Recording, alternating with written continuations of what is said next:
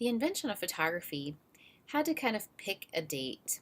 It had a long beginning, but 1839 is maybe known as the official date for the beginning of photography. But quite a few years in the 1820s, there were a lot of people, scientists and gentlemen, who were experimenting with the photographic process. The chemicals and the processes change as we go along. However, the first photograph was called a heliograph, and it was made by a Frenchman, Joseph Niepce, who was an inventor. And this is the oldest image that we have that was a permanent image that is still lasting. This was an 8-hour exposure, and some of the ingredients to this process are a metal plate, asphaltum, which is kind of like black tar, and it was treated with silver chloride. Niepce begins investigating these processes, experimenting with different stones and different chemicals. So some of the motivation for these early inventor artists is that they wanted to create an image that would last because they were not so hot at drawing. Another man in this early invention process is Louis Daguerre, and he in the beginning was credited with the invention of photography.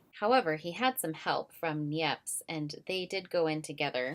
Niepce dies an early death, so Daguerre gets all of his information, but comes up with another process that he, of course, calls the Daguerreotype after himself. This is quite a complicated process. Very few artists use it today. It includes using heated mercury to make the image visible, as well as a salt solution. This was a process that caught on very quickly because it had a lot of detail, but it was very small. It was also very expensive, and then mercury is extremely dangerous, and it's not reproducible. So we still have some problems in this early history of photography. And on the English side, Henry Fox Talbot invents something he calls the photogenic drawing, where he doesn't necessarily take a photograph, he's using an object, which is what we call a photogram today. His wife termed these his mousetrap cameras, as he used these with plates in the back to make photographs. Talbot was also credited with the positive and negative process that you can see here. This is important to note because the negative enables the photograph to be reproduced. So you can make as many images, positive images, from a negative.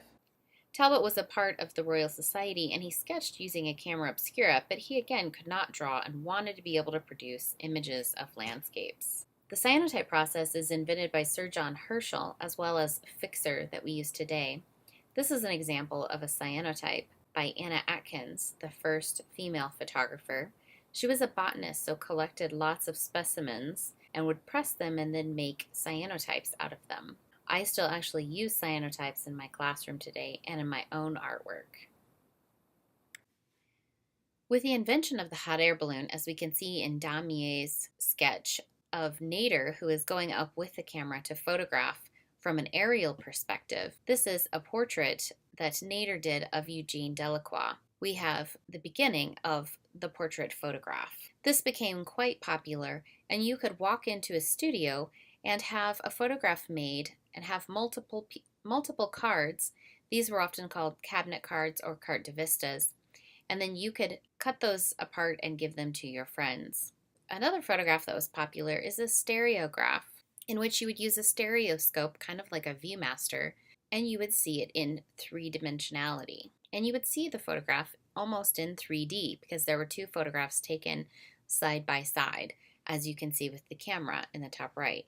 This wet plate camera from the 1860s had basically 4 lenses so that you could easily make really small carte de vista or cabinet cards all on one single plate.